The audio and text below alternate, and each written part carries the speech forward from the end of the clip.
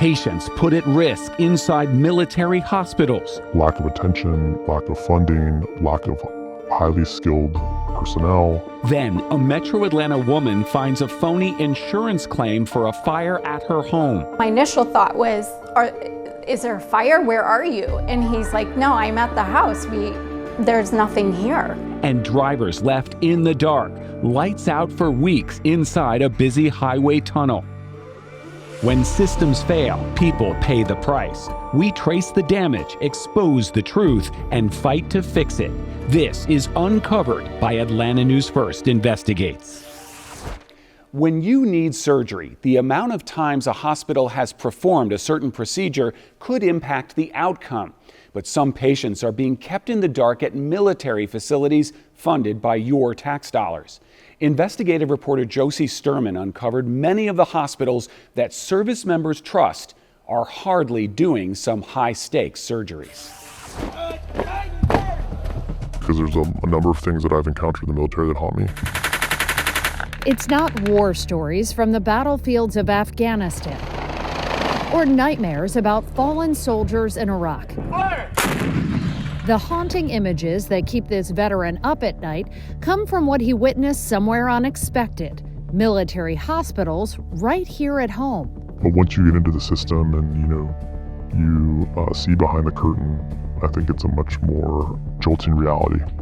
A reality this Ivy League educated surgeon has lived with for 2 decades, working at half a dozen of the military's most prestigious hospitals, including Walter Reed in Maryland and Balboa Naval Hospital in California. We're concealing his identity because he's still considered active duty. And you've seen cases, even if you didn't participate in them, where patients died as a result of misconduct or problems with providers? Yes. How do you react to that when it happens? Disbelief at first, shock, surprise. But after seeing dangerous shortcomings in military medicine become routine during his career, he says he tried speaking out. I have written letters. I have gone through the formal channels, and it's achieved absolutely nothing. So he turned to us. For nearly 2 years, this whistleblower has provided information as our national investigative team reported on military malpractice and the lack of transparency that allows problem medical providers to remain in the shadows, protected in a system run by the Defense Health Agency, which oversees health care for service members.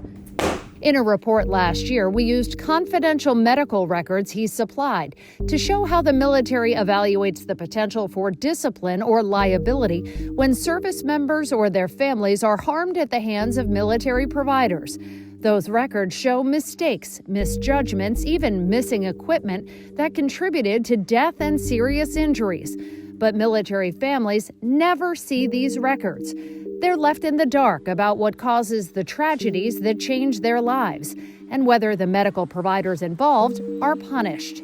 I would say well over 95% of the scenarios where harm has been done, it never sees the sunlight. It stays contained.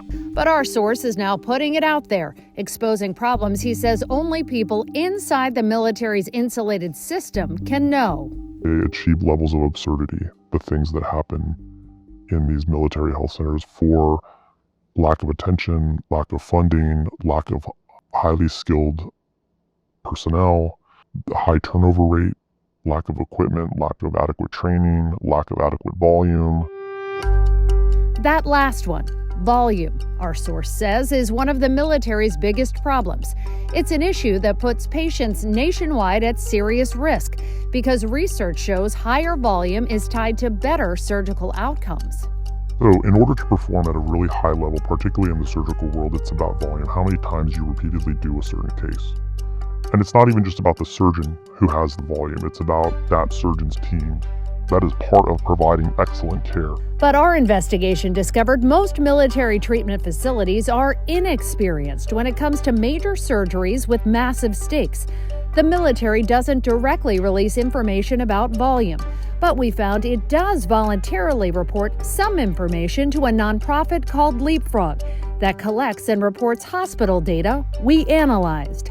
We verify it at Leapfrog, but we're getting it from them. They're already making it public, and I think that's to their credit. I think they need to do even more, but they've already shown enormous leadership, and their level of effort around transparency exceeds what we've seen in many, many civilian hospitals. By pulling back the curtain, they're exposing something stunning. We found not a single hospital, none of the dozens of military facilities included in Leapfrog's data for the last 2 years, hit the established minimum volume standard for 7 of the 10 complex surgeries measured by Leapfrog and other recognized experts.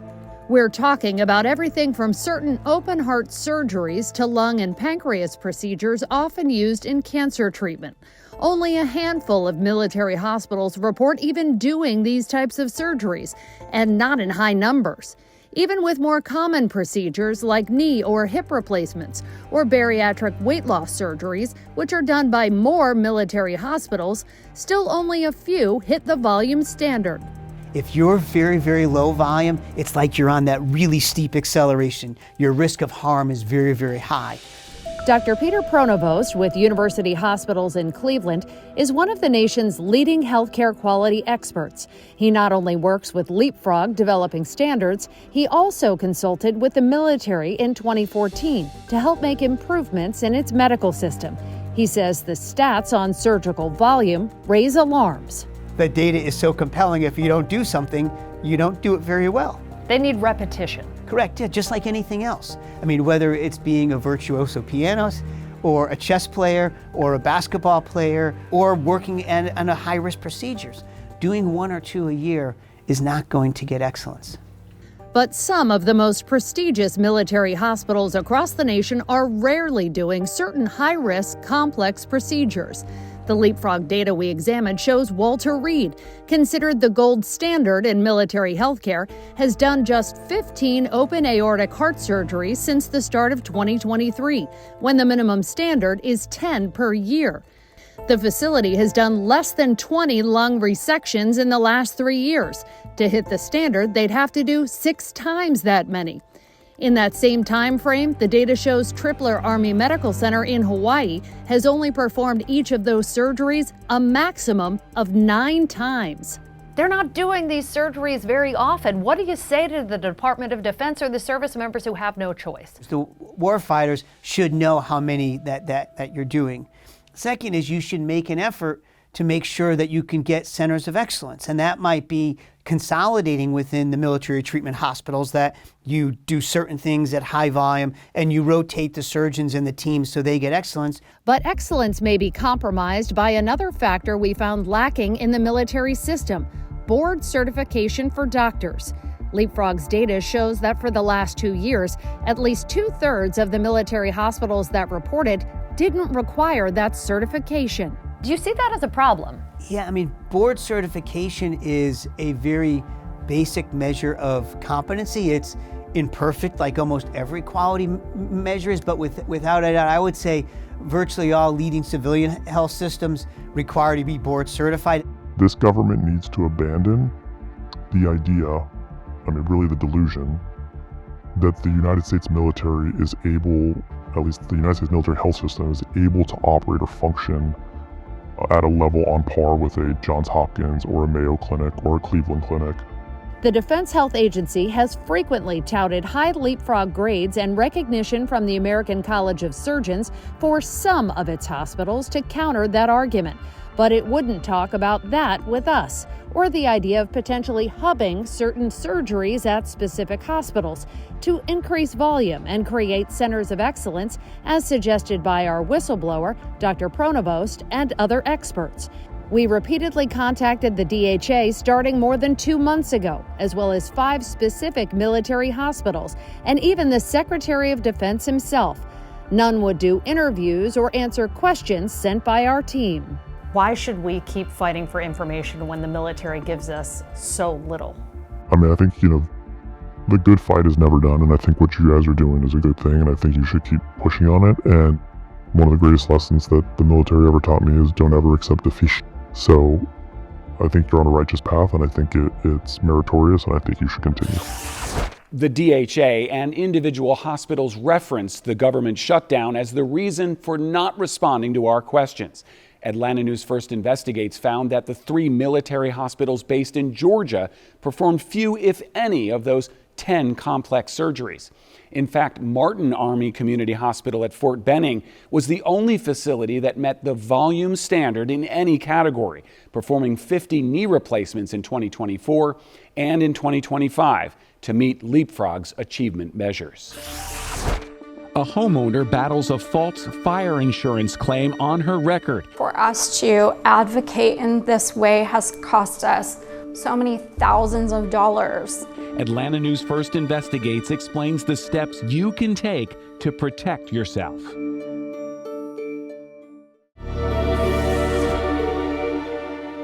A fraudulent claim filed on one woman's home, sparking a battle over a high insurance premium. Atlanta News First investigative reporter Andy Parati breaks down the steps to take in case it happens to you.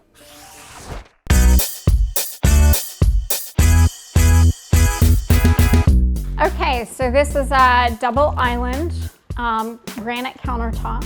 Like a host on HGTV, Renee Arbogast shows off her home renovation. From this mess in 2023 to this, a new kitchen, sunroom, and living room. You know, I really love like a clean look, European look. So the design is perfect. Like the energy feels really good in my home. While it looks like a peaceful sanctuary, the Kennesaw homeowner says she recently went to war with her homeowner's insurer. It started in March after her husband got an alert on his phone about a home insurance claim filed for fire damage. You know, my initial thought was, is there a fire? Where are you? And he's like, no, I'm at the house. There's nothing here. There was no fire. For weeks, Renee pleaded with the insurance company to investigate the fire claim as fraud. So has anyone from the insurance company checked out your home to verify that? That is the craziest thing because we're like, can't send somebody out, right? Yeah. Doesn't that seem rational? The Georgia Office of Commissioner of Insurance and Safety Fire investigated, revealing that Renee's insurance company did not confirm the property owner's name when it accepted the claim. And if this information had been verified, a claim would not have been initiated. Case closed, right? Not exactly.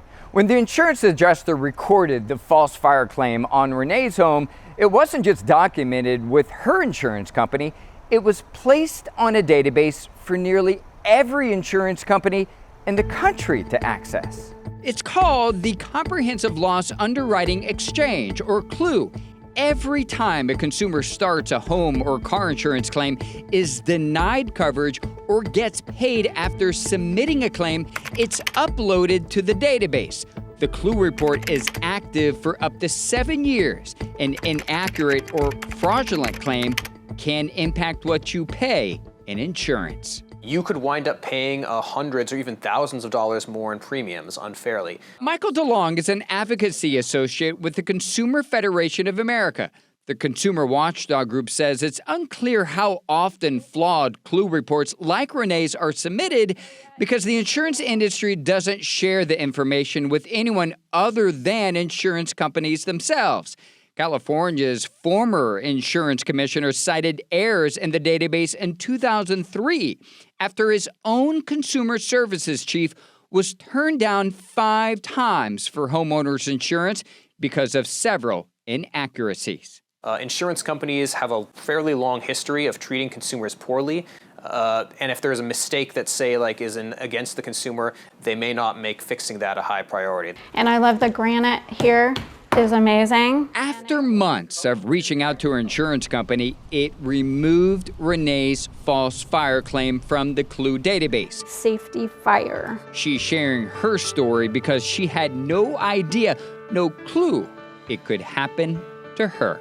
And for other families that may be going through this, and I think most people don't have the resources, like for us to advocate in this way has cost us so many thousands of dollars alone. Andy, how can I find out if I have a report on my Clue report? It's pretty simple and it's free. You just simply reach out to the organization that collects this data and shares it with all of the other insurance companies, and that company is called LexisNexis. You have the ability to get at least one free LexisNexis report. After you get that and you're looking at it and you're like, I didn't make that claim, or that's not right, maybe the amount's wrong or something, you can dispute it with LexisNexis. If you don't get a resolution there, you can reach out to the Georgia Department of Insurance. They're the folks that investigate these type of things. And we have all this information in this story on AtlantaNewsFirst.com to figure out how to do this, how to contact LexisNexis and the Georgia Department of Insurance.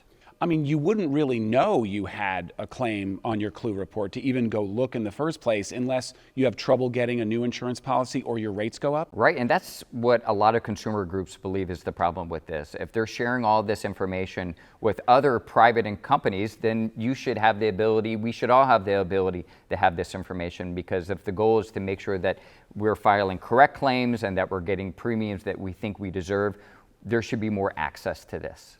It's still surprising that no adjuster visited the house to actually check to see if there had been a fire. Right. The whole thing is really interesting. They first get alerted on the app, and then they call and they're saying, no, we didn't file this claim. And they're saying, well, how do we know it's you? And turns out the insurance company didn't do its due diligence from the beginning by not verifying who they were. Thank goodness, because they're so diligent. They contacted so many different people to try to resolve this. They ultimately contacted us. But I think one of the things that they're also frustrated with is they couldn't get law enforcement interested in this as a criminal act. They believed there was a criminal act, that if they had not caught it, that this person, whoever filed it, would have received some sort of potential monetary settlement or money. But they reached out to the FBI, they reached out to local law enforcement, they reached out to the Georgia Insurance Commission.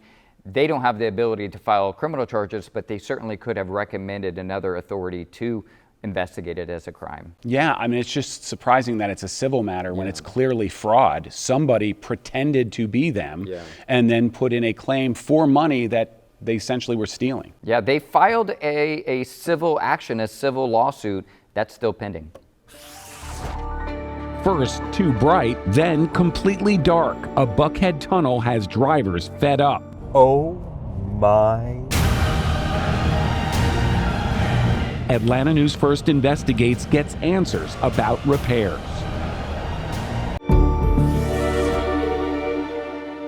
The Georgia 400 tunnel in Buckhead went dark for weeks, and frustrated drivers reached out to Atlanta News First about it. Consumer investigator Better Call Harry has been pushing for answers. Here are the pictures obtained by Atlanta News First Investigates of the damaged Georgia 400 tunnel electrical panel, a blown-out breaker, a damaged conductor, and burnt-up wiring. Hundreds of amps run through this service panel to power 700 super bright LED light packs. A lighting engineer said, "All of the above has happened since we were approved to replace a damaged contactor. So engineers knew there was a problem, but were not able to fix it soon enough. The month-long outage was a deja vu." On December 12, 2021, the lighting system permanently failed after a years-long issue.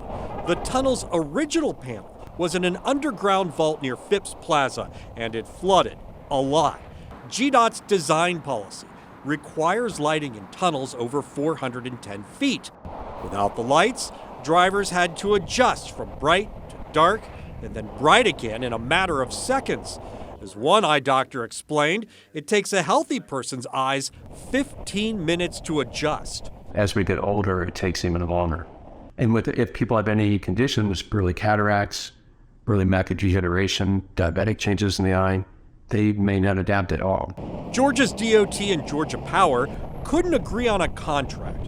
Following a series of Atlanta News First stories, they agreed to make repairs for $2.7 million. They relocated the electrical panel and spent months installing the new LEDs. Oh my. The results felt like Christmas. It was Christmas 2023, with the new lights producing 200,000 watts of harmony. But with any construction project, there are always a few bugs to fix. Following the repair this past weekend, the bugs are gone, and hopefully the Georgia 400 lights will be on for good. Georgia Power sent us a statement about the tunnel saying this work has been scheduled or in development for some time, but crews had to await delivery of needed parts. One additional part will be installed later this week, but the lights should remain on during this work. You're watching Uncovered by Atlanta News First Investigates, a weekly hour-long investigative show with new episodes launching every Sunday at 7.